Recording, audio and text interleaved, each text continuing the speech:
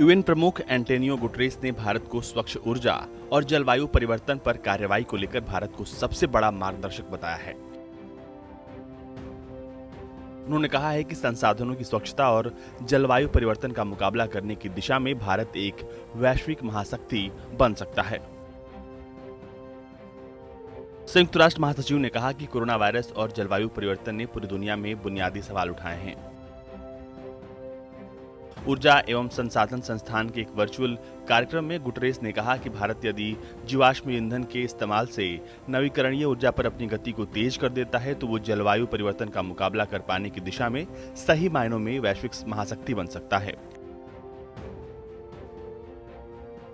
भारत के लिए फोकस इसी पर था कि देश में बिजली उत्पादन के लिए जीवाश्म ईंधन का उपयोग करने वाले प्लांट्स के विकास को रोककर नवीकरणीय ऊर्जा के स्रोतों पर ध्यान दिया जाए। ऐसा करने से न सिर्फ ग्लोबल वार्मिंग और प्रदूषण की समस्या से लड़ने में मदद मिलेगी, बल्कि आर्थिक नजरिए से भी लाभ होगा।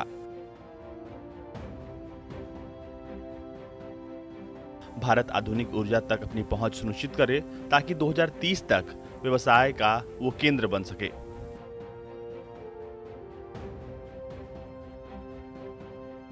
संयुक्त राष्ट्र प्रमुख ने कहा कि आज युवा स्थायित्व, समानता और सामाजिक न्याय को लेकर साहसी कदम उठाने की ओर देख रहा है।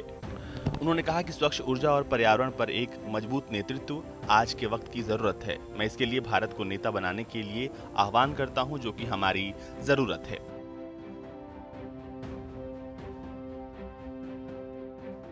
संयुक्त राष्ट्र स्थापना के 75वें साल समारोह में भारत के पास अहम भूमिका निभाने का मौका है। इस दौरान विदेश मंत्री एस जयशंकर ने आतंकवाद पर कड़ा प्रहार किया। उन्होंने कहा कि आतंकवाद एक कैंसर है जो संभवतः किसी को भी प्रभावित करता है, ठीक उसी प्रकार जैसे वैश्विक महामारी संपूर्ण मानवता को प्रभावित करती है। अंतर्राष्ट्रीय प्रणालियों को आतंकवाद को समर्थन देने वाले ढांचे को समाप्त करने के लिए आवश्यक तंत्र बनाने चाहिए।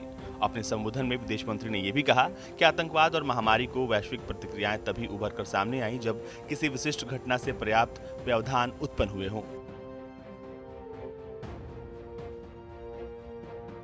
पाकिस्तान का स्पष्ट संदर्भ देते हुए विदेश मंत्री एस जयशंकर ने कहा कि ऐसे देश जिन्होंने आतंकवाद का उत्पादन निर्यात के लिए किया है, वे खुद को आतंकवाद पीड़ित दिखाने की कोशिश करते हैं। उन्होंने कहा कि आतंकवाद और उसकी सहायता करने और उसे बढ़ावा देने वालों के खिलाफ संघर्ष का काम प्रगति पर है। ब्यूरो रिपोर्ट, भारत तक।